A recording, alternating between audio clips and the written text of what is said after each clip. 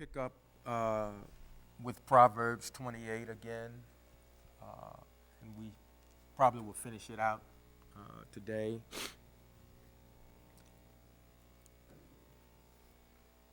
And we're going to start in verse 17.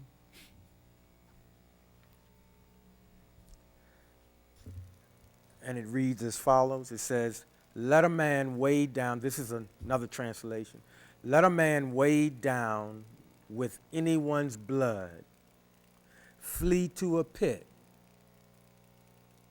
give him no support. And there it says, a man burdened by blood guilt will be a fugitive until death. Let no one help him. A man burdened by blood guilt will be a fugitive until death. Let no one help him. Most of us remember when Cain had done away with his brother, and there was a mark placed upon him, and it served two purposes. One was so that no one else would kill him, but that also hardly anyone else would want to help him. A man that doeth violence to the blood of any person shall flee to the pit. Let no man stay him. That's another way of saying let nobody help him. And we learned years ago, not only physically killing someone, but to embarrass someone and cause the blood to rush to their face. That's akin to murder.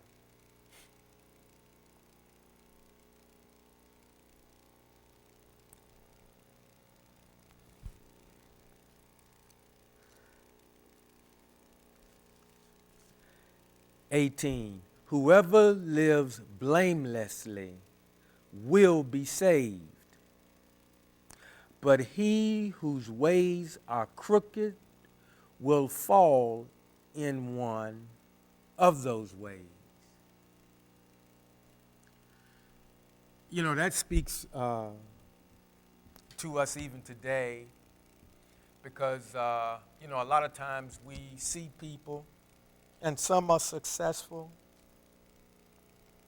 and there's a question as to, once again, how they obtain their wealth. And there are wealthy people that have obtained wealth by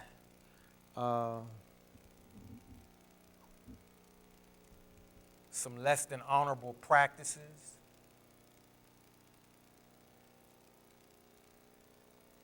And as I have shared with you before, a lot of times when I'm reading the scriptures, it appears, because I don't want to say it is that way. It just appears to me that somebody has something against or has not the best outlook on people with wealth. And you read a lot of passages, and we all know about what is it. It's easier for a camel to pass through an eye of a needle, and it's always, it appears to be always talking about someone that has wealth, which would almost infer, and when you infer something, you don't actually state it, you imply it. You set the stage to where that's really the only conclusion your listener or the person you're talking to, you're leading them right up to that point, but you're not saying it. It's kind of like when we were kids, your parents would ask you a series of questions.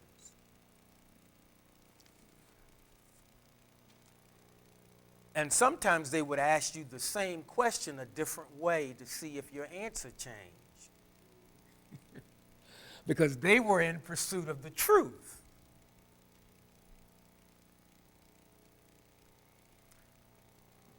I would challenge all of you to, as you reread the scriptures, as you restudy, when you get to scriptures or passages and it's dealing with people that have substance, read the passages before and after. Think about what book it is, what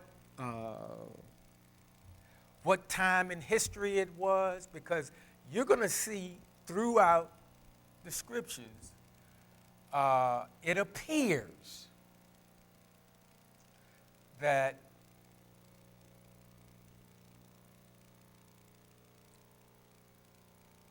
someone has issue with having wealth. That's the way it appears that it's leading you to. But I submit to you that that's not the case. Now, that's the way we've been trained to look at the scriptures. And many of us, particularly when we first got in, we thought we were a prime candidate because we were broke or poor. And, I have said to you on many occasions, not everyone that has wealth is evil, and not everyone that is poor is virtuous. I also share with you, there are rich and there are poor, and the Most High made them all. Remember that. He made them all.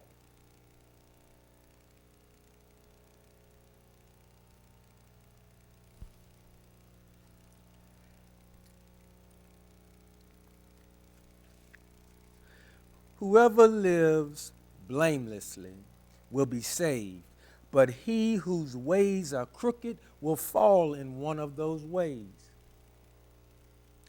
Whatever we practice, the more we practice, the better we get at it. And that's whether it's a good thing or a bad thing.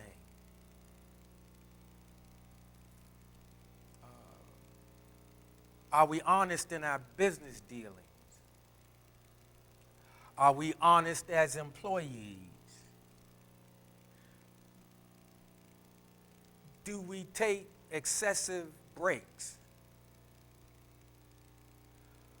Are we on our cell phones when we should be working? Do we take excessive lunches? Are we chronically late?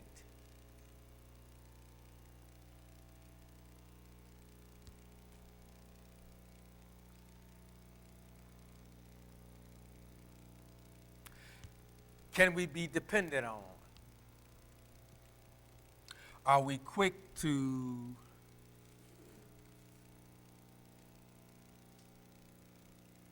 offer assistance, but lacking in the execution of the very thing we said we would do? Or do we count the cost before we agree?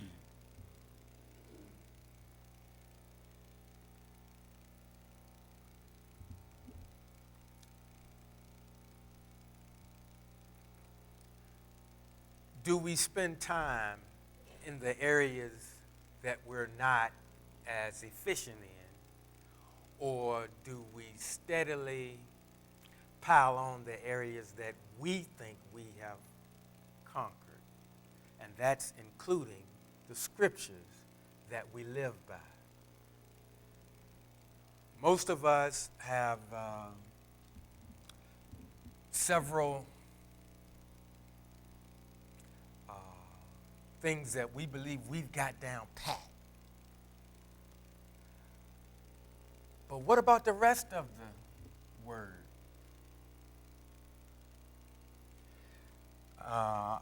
Often, I'm talking to believers and non-believers alike, but it's always interesting when we are talking among the brothers and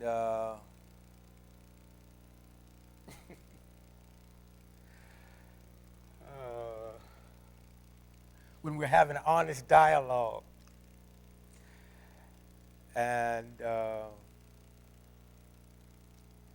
lot of us will readily list, I don't do this, I don't do that, I don't do this, I don't do that, I don't do this. Or, man, I do pretty good. And then the conversation turns to, well, what are you not so good at? And the conversation wanes. And I submit to you, the time to truly discuss your faults are when you're in the company of someone that is of a certain maturity level, someone that you have spent some real time with, and you have been in their company and they have been in your company in good times, bad times, and just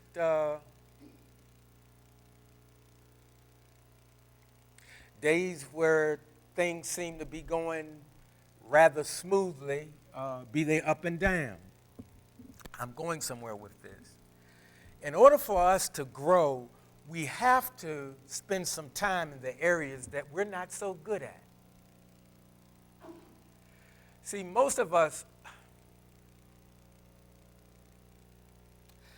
everyone likes to think, oh, yes, I'll be of assistance.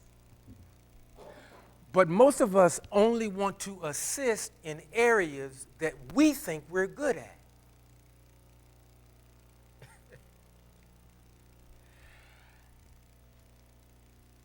And sometimes we overestimate how good we are with something.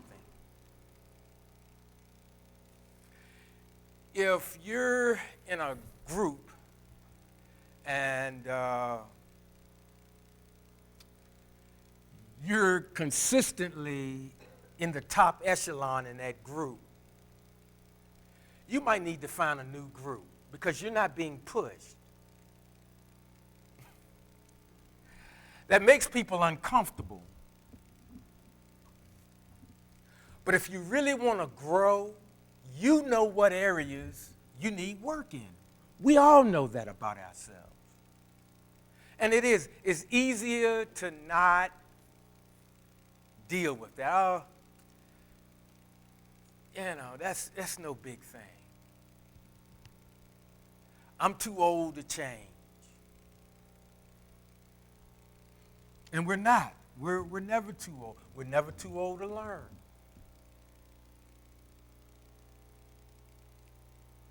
And I would encourage you, even though it is unpleasant, but if we will spend some time in those areas and face them, I mean, really face them. Don't, take the rose-colored glasses off. I mean, and I know sometimes we need to encourage ourselves, and yes, that's necessary. But I'm talking about if you really, really want to grow, if we really, really want to grow, open the door to those rooms that we've kind of closed off. And go in there and start moving some stuff around. And even if you got to hold your nose, but still go in there and start moving stuff around.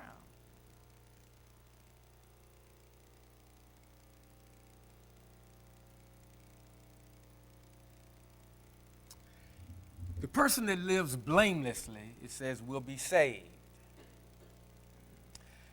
Now, most of us, when we hear, particularly in church, when you hear somebody will be saved, we think, oh, well, they done gave their heart to the Lord and da-da-da. Well, yeah, okay. It's that, but it's not just that. Saved can also mean delivered. So if you don't work on the areas where you're inefficient, when will your deliverance come?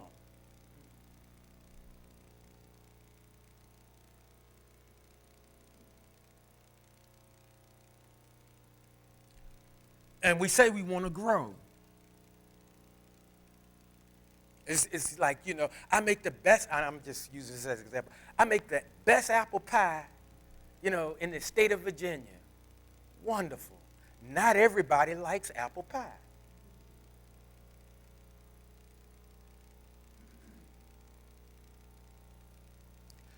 Can you do anything else? Can you make something else?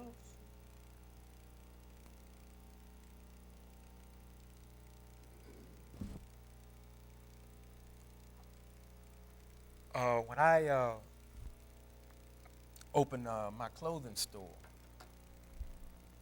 I had a theme, and I wanted to sell professional clothing in this area. And I did that. But I had to learn, not everybody wants to dress that way. And I knew that. But I said, no, I'm gonna stick mostly with professional dress because that's my niche. And for I stayed in business about 6 years. The first 3, I towed the line. The second 3, I began to realize, hey, you're going to have to start changing some stuff up because why? A lot of the stuff was still there. And so when you're selling clothing, if it's still in your shop, you're not making any money. So I had to do one or two things. I could either just let me get more of this, more of that. No. So then I started moving a little bit more into casual wear.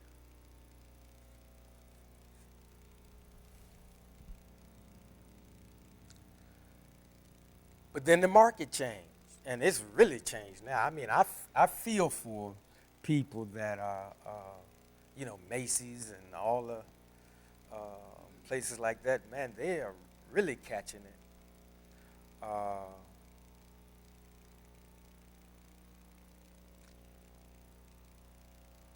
But I was like, no, this area, they need somebody to, sell professional clothing.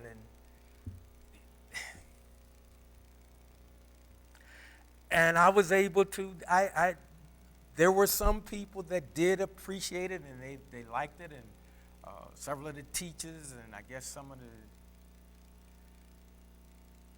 the preachers, that's another story. They like more high fashion.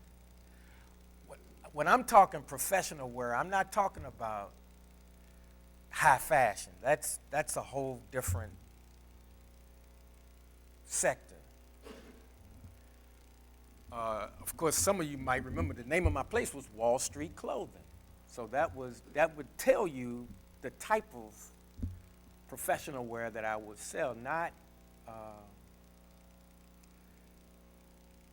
it was something more that the brokers on Wall Street would wear. More conventional, traditional type. And I stuck to my guns for quite a while, but eventually, if I wanted to make a profit, I had to change. And so then I had to enlist some help from some of the fellas. Well, what are the cats wearing? And so I listened to some of them, and I began to start buying some of that stuff. Now, I didn't like it. I didn't like that stuff. I was like, man, something wrong with these. Well, I ain't going to say what I said. But I just said, golly. But then I realized, well, wait a minute, man. You're in business to sell clothing. You don't have to sell your type of clothing, and not everybody needs that. Now, I could have said, well, wait a minute, I sell the best professional clothes in the area, and I ain't budging. I'm not going to. And I'd have went out of business in 3 years. But I realized, okay, I need some help here. And things did pick up, but eventually the economy overall turned, and I mean, you practically had to give stuff away. And so I reached a point where I was like, I can't do this anymore. And because we're in church, I can say, well, and then the Lord touched the heart of Boo and his wife, because they started like a clothes closet type thing. And Alice came to me, and she told me that that's what they were going to do. And I tell you, I was so frustrated at that point. I was like, look, get you a truck and come take all of it.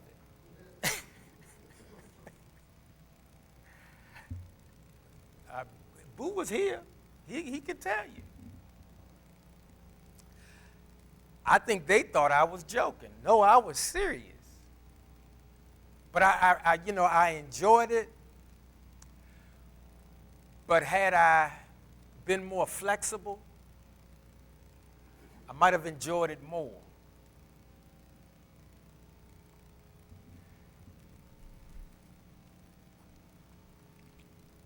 But I thought I was good at selling professional wear for men and ladies. And oh boy, did I talk about the ladies. Yes, I did. And Brenda was a partner. And Brenda said, you better shut up. But things, and she was running that, and her stuff was picking up, and I was like, what? Wait a minute here now. I'm the professional expert here. But again, just because you think you're good at something, you might be, but society might not want that right now. And that's something that some of the preachers need to understand. Because they sit there and they scratch it. Man, why aren't people coming in here by the droves? I got the good news. It's good news to you. Because a lot of guys like hearing themselves teach or preach or whatever.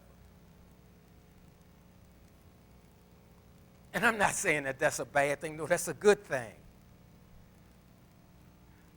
But is society ready for it?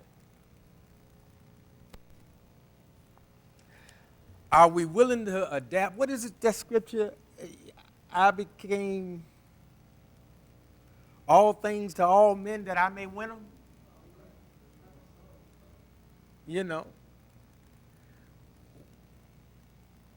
Well, sometimes, saints, we got to make adjustments. And you might say, well, now, if you get me off my subject matter, the only thing I know, because some of them, the only thing they do know is what they've read and memorized, preferably King James Version, which is difficult to have a conversation with somebody when you're talking with all these and thous, and And but when you really want to reach somebody, all you do is just sit down and talk to them. Person to person, one heart, heart to heart. See, people, just an ordinary, everyday person can read whether you're sincere in your conversation. How many of us, have you experienced great success when you were out, what we call witnessing, and all you did was just hit them with scripture after scripture after scripture? What if they were hungry? Did you offer to buy them a burger? What if they first approach you and ask you for money? I know most of us, silver and gold have I none, but such as I have, I give to you. Sit down here, let me preach to you. That's really not effective. Hold your rocks. That's really not effective. What are you saying? The word of God don't work. No, I'm not saying that. I'm saying sometimes we might reach in there. Well, look, man, look. I got $5. You got 5 minutes? He might say yeah, he might say no. Saints, we got to relearn how to just talk to people. Just talk to people. Just talk to people.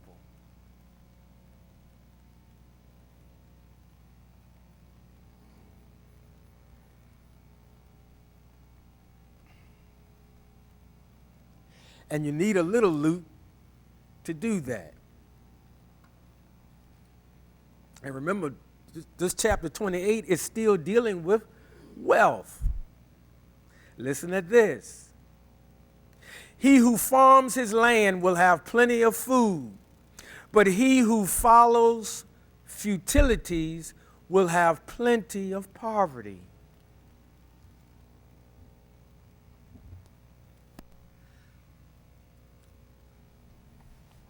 In some earlier scriptures, when it was time for the guy to go out to look for a job, what did he say? He said, there's a lion in the street.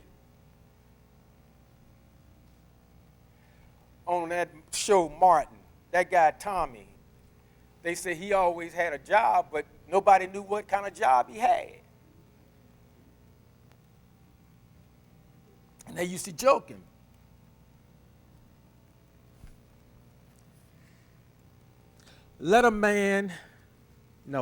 He who farms his land will have plenty of food, but he who follows futilities will have plenty of poverty. Listen to this. A trustworthy person will receive many blessings. Now here we go again, but listen to this. But one rushing to get rich will not go unpunished. What is the deal? Now, this morning when I got up, I got a call at 11:30. I got up and I started getting ready because I had to come to Prince George. And when I get ready to go to work, I guess somebody might say, but one rushing to get rich will not go unpunished. Well, yeah, I'm rushing to get there because I want to get it clean and I want to get out. Because then I got my 2 restaurants to do. And believe it or not, I rush as fast as I can, and I try to be as efficient as I can because I'm trying to get here. So, yeah, I be rushing sometimes. But I'm not necessarily rushing to get rich. I'm rushing to get the work done so I can get to church. Not because I'm in a hurry to get here. It's because many of you have taken your time and you're here, and I'm like, oh my goodness. I don't like wasting people's time.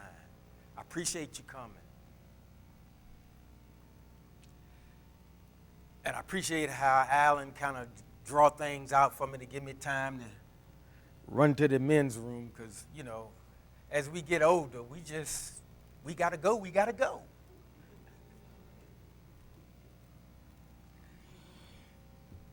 But getting back to, it says, but one rushing to get rich will not go unpunished. Why did they write that way?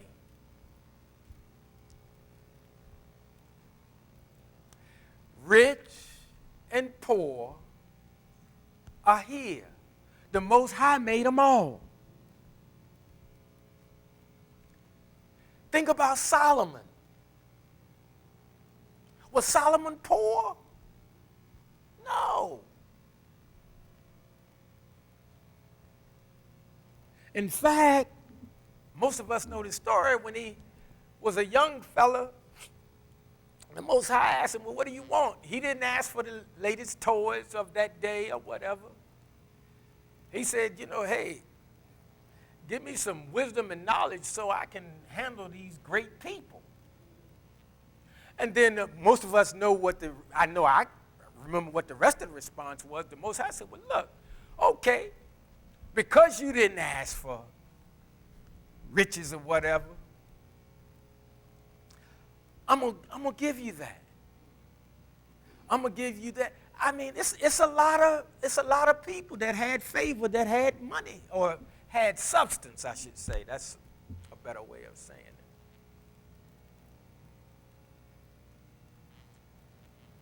And I'm taking my time with this because, folks, a number has been done on us concerning wealth, concerning substance.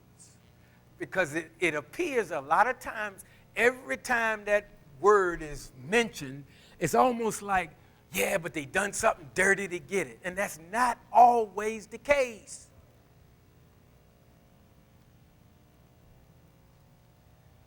King David, he loved Jonathan. He and Jonathan were closer than brothers. Because Jonathan was the son of King Saul. And King Saul, every now and then, to me, he was kind of either bipolar or schizophrenic. I mean, I'm not talking about when you read the scriptures. Because one minute, you know, he's okay with David. Now, that's his son's best friend. But see, when the people start looking at David, Saul kind of got a little envious because Saul was the king. I'm going somewhere with this. When Jonathan died, David had become king. Now, David, reminiscing about the relationship that he had with Jonathan, he says, man, you know, the guy, he hung in there with me, you know, and I mean, man, he even put his life on. He said, listen, and I'm paraphrasing, they were talking one time because Saul was after David, and Jonathan basically was saying, because we used to say this when we was coming up too, kill me, knock my heart out. I don't know what that meant, but we used to say that. But what Jonathan told David was, look, man, no, nothing's going to happen to you. It's going to happen to me before it happened to you. You know, in other words, he's saying, bro, I'll take a bullet for you. I'm paraphrasing now, But he's basically saying, hey, man, I'll take a bullet for you.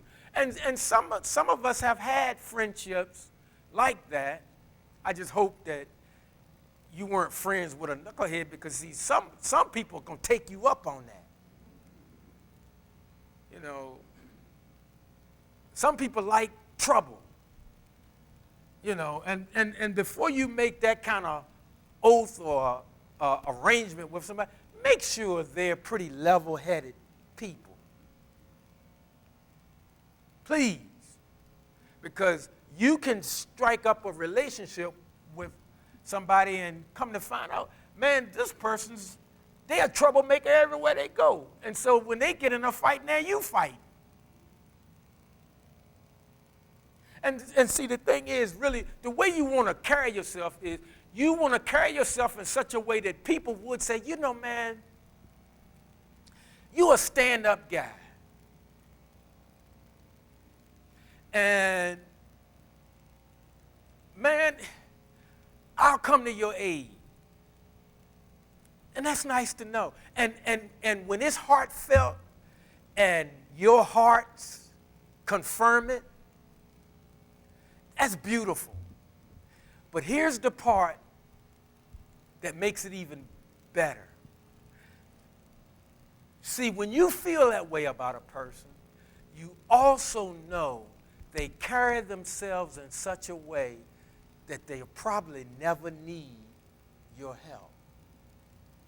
Because they're not going to get in a situation that's that crazy. See, not everybody is going to do that. Some people are so carefree and reckless in their lives. And if you've established a close bond with them where you all are saying, hey, I'm going to look out for you, you look out for me, you might not want to do that. Because like I said, see,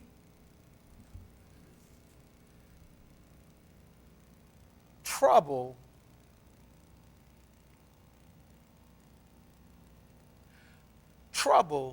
seeks out trouble. Trouble seeks out trouble.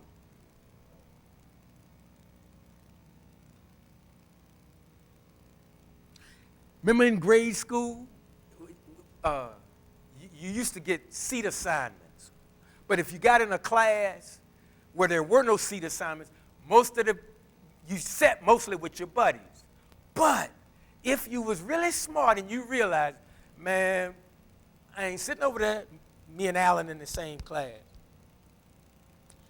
Now, Alan got the insight. He realized, no, Barry too much of a clown. I like Barry, but I'm not sitting with Barry because while the teacher talking, Barry telling jokes. See, you gotta be able to determine that. So Alan, he sits over there with John. Why? Because John gonna pay attention.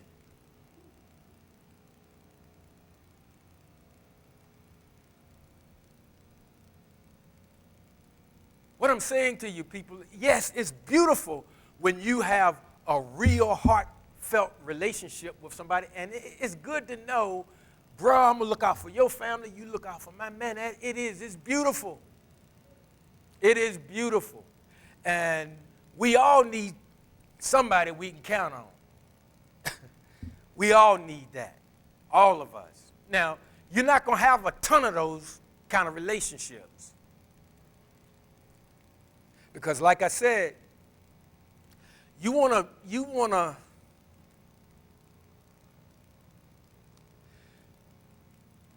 partner up with somebody that's fairly stable. And when I say stable, I'm not talking about financially per se, although that's in there somewhere. Again, you're looking for an individual that is solid enough that they're not going to carry themselves in such a way that invites trouble, that invites chaos.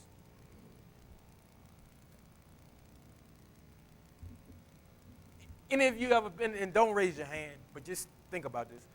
You ever been in a group and there's always, and you go to a restaurant, and there's always one person, I don't care, they could just ask for a glass of water. They're going to find something wrong with that glass of water. And those turkeys, they're not even going to pay the bill.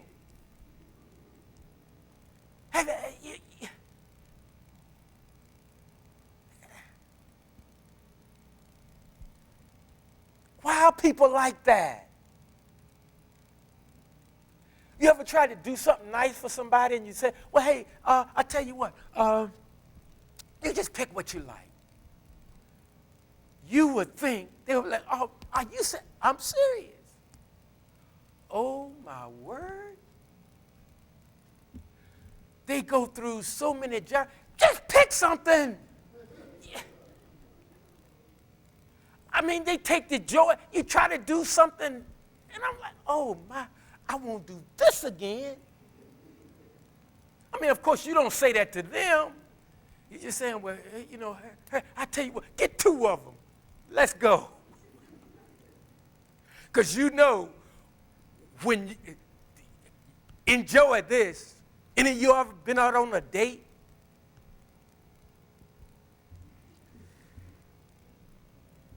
And order what you like.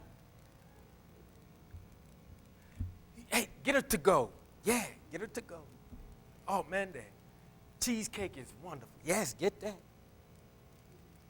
I'm saying to myself, I get you home. That's the last time I'm going to see you. We ain't doing this again. See, traits, characteristics,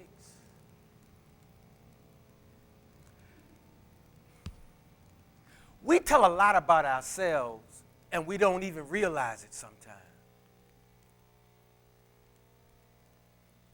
And sometimes, oh, and it's real bad when it's a couple. Oh, Lord. Well, I thought we'd go out to dinner. Who did you ask? Oh.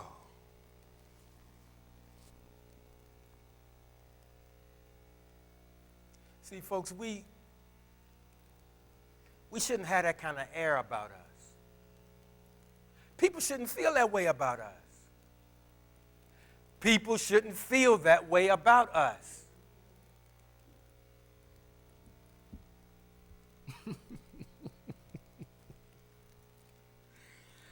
Oh, boy. But one rushing to get rich will not go unpunished. One rushing to get rich. Okay, so are they saying as long as you ain't rushing to get rich, it's okay? Because there is another scripture that says basically, if you run after money, money run from you. And that's true. But it don't just deal with money.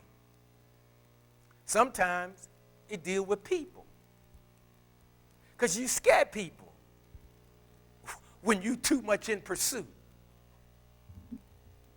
You make them uncomfortable. We shouldn't do that. We should not make people uncomfortable. If you make them uncomfortable, they don't want to be in your presence. And if they're not in your presence, how are you going to win them over for the Lord?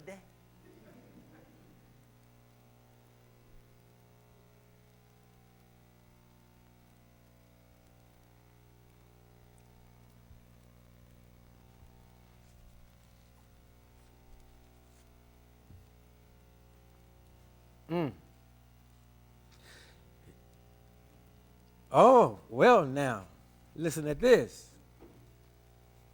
To show partiality is not good. Though a person may do wrong for a crust of bread.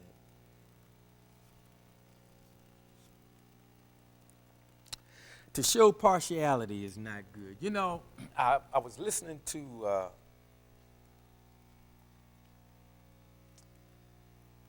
I ain't gonna call his name. I was listening to a guy that's, I think he's a clinical psychologist, I think.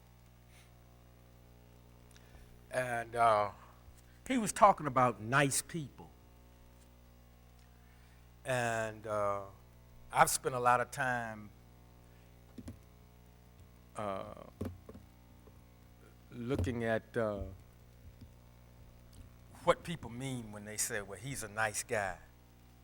And I told you I've come to the conclusion I do not want to be referred to that way. I will be kind. I will not be nice. There is a difference. But this guy, he was explaining something about nice people.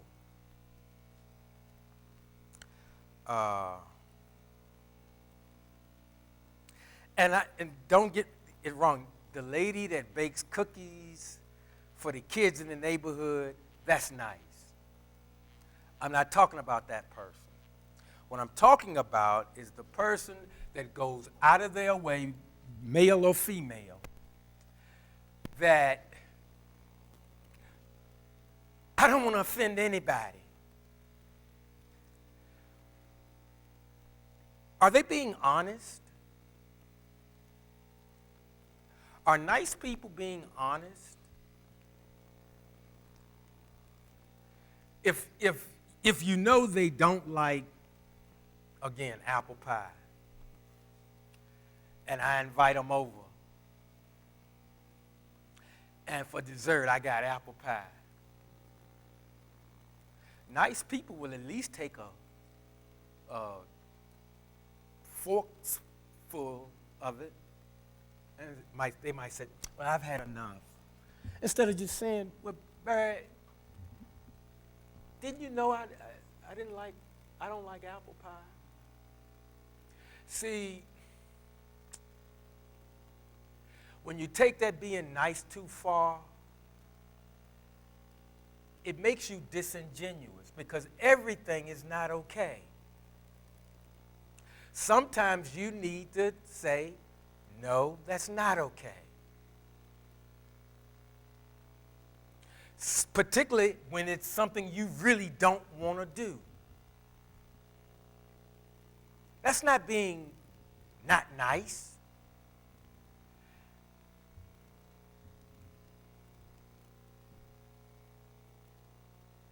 A lot of nice people are miserable because they're trying to be nice.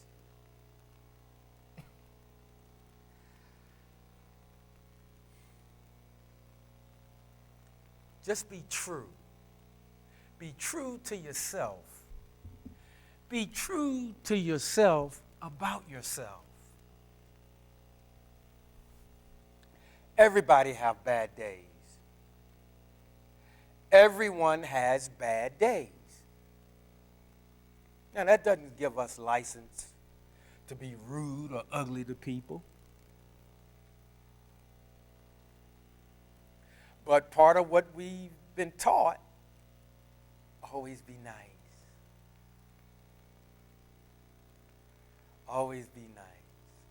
You're sitting there smiling and say, I could slap your teeth right out of your mouth. But I'm smiling. Well, praise the Lord. And that's not what you're thinking. You're thinking, man, if I could just get away from this person. But I'm going to be nice. You're being dishonest.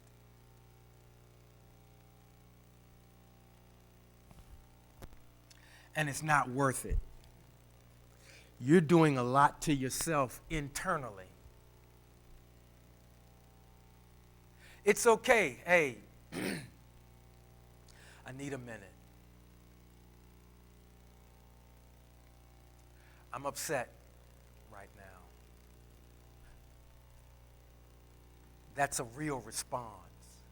Not thinking that I've always got to have some, sunshine, unicorn, and rainbows.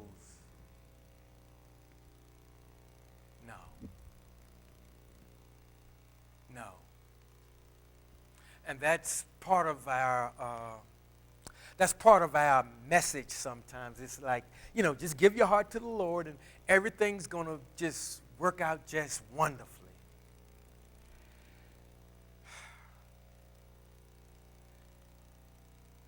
He'll see you through. But it may not always be pleasant. And that's okay.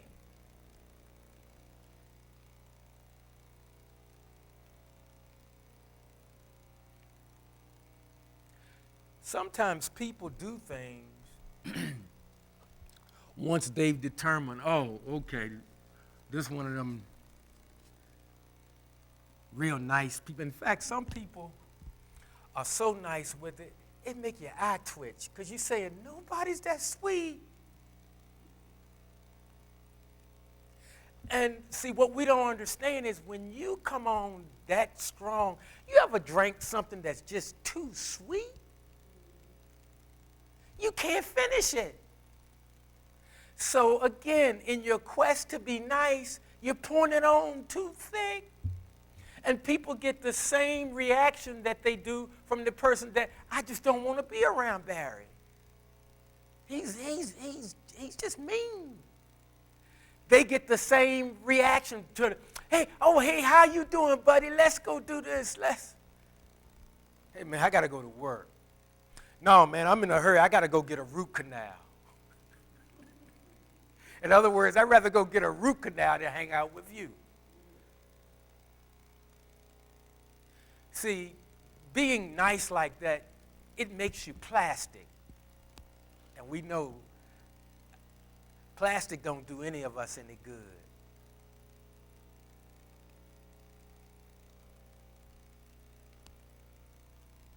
Let's be kind. Let's be real. Let's be truthful.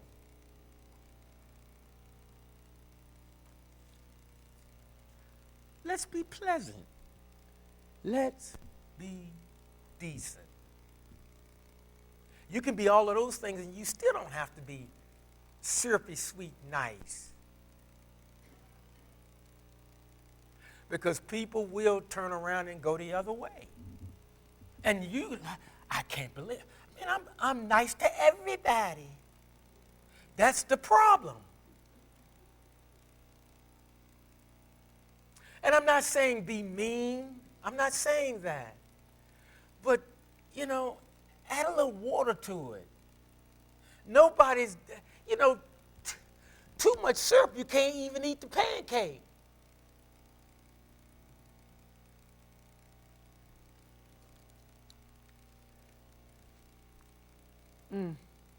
To show partiality is not good, though a person may do wrong for a crust of bread. Well, that's saying a lot, too. So, the same people that appears to have something against people with substance, are they saying it's okay to do wrong if you're hungry? Well, let's look at something. Guy gets caught shoplifting a loaf of bread. Wonder how much time he gonna get. Another guy do white collar crime and he get away with several million. Who you think gonna get the most time?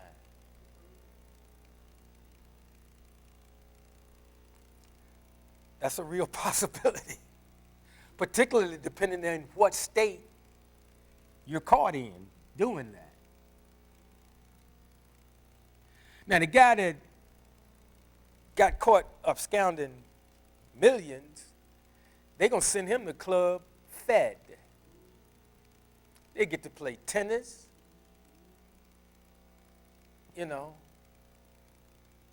But the guy that took the loaf of bread, they may put him in the city jail or the county jail. And he may be in there with some really hardened criminal. But here they seem to infer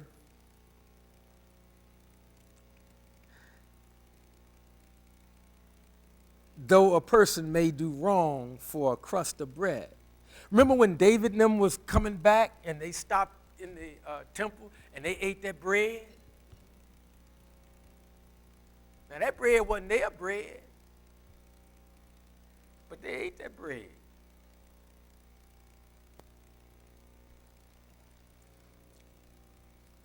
Do you think a judge takes into consideration the man was hungry? Some judge might.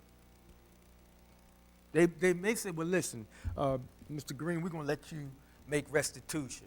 I don't have a job. Well, get one.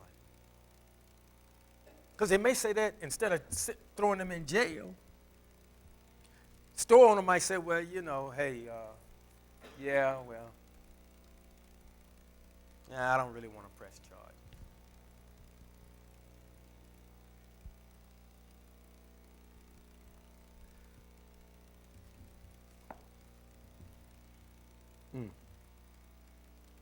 Oh, here we go. Here's 22. He who is greedy rushes after riches, not knowing that want will overtake him. He who is greedy rushes after riches, not knowing that want will overtake him.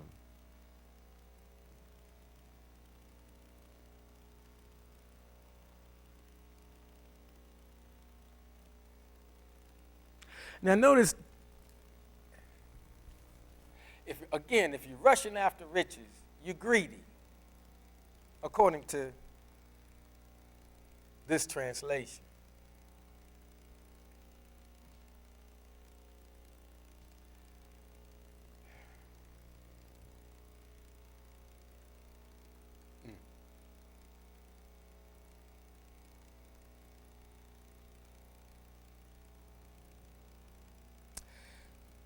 Does anybody remember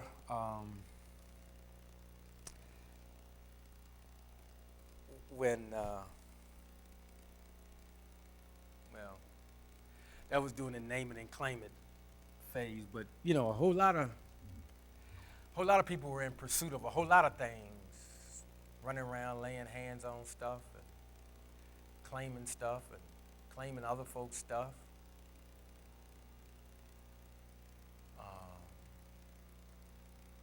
You look out your window, somebody walking around your house.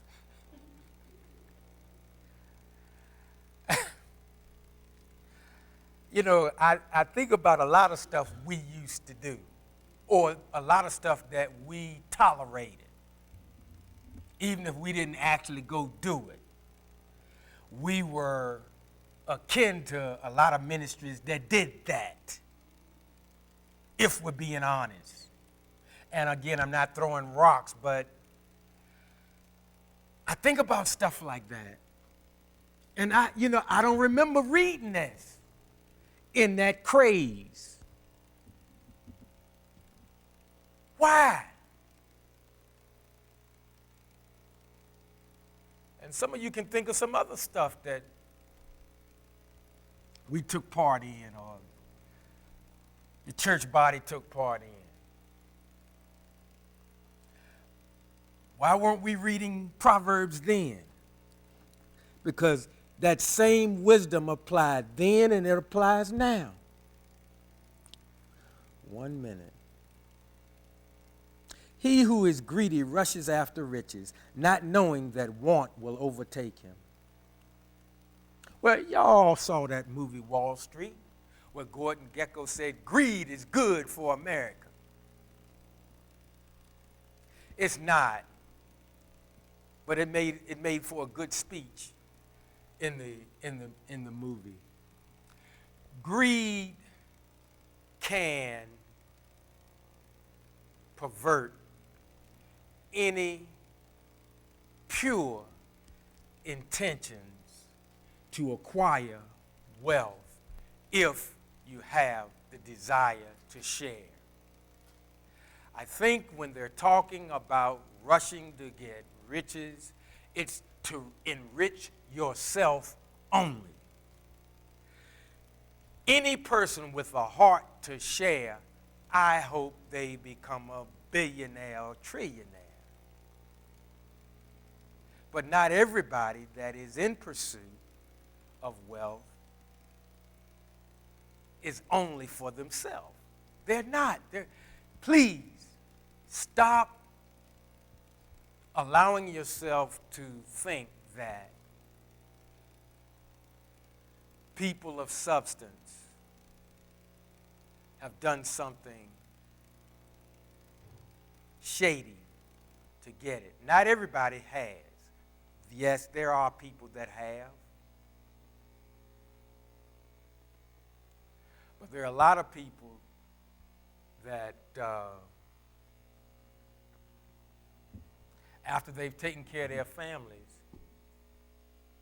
they take care of their communities. And you don't always have to do that either. You know, you could support your fellowship or your church or whatever. I mean, people don't have to know what you're doing in your giving.